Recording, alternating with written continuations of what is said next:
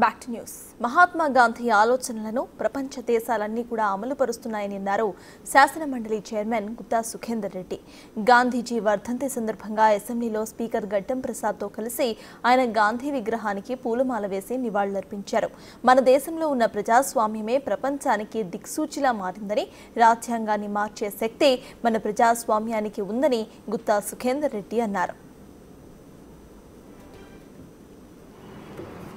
గాంధీ విగ్రహానికి నివాళులు అర్పిస్తూ ప్రపంచంలోనే అహింస ద్వారా ప్రజాస్వామ్యాన్ని ఎలా నెలకొల్పవచ్చు, అందుకనే మహాత్మా గాంధీ సిద్ధాంతాలను, మహాత్మా గాంధీ సూచించినటువంటి మార్గాన్ని ప్రపంచవ్యాప్తంగా కూడా దేశాలు ఈరోజు శ్లాఘిస్తున్నాయి, కీర్తిస్తున్నాయి, అమలు చేస్తూ ఉన్నాయి.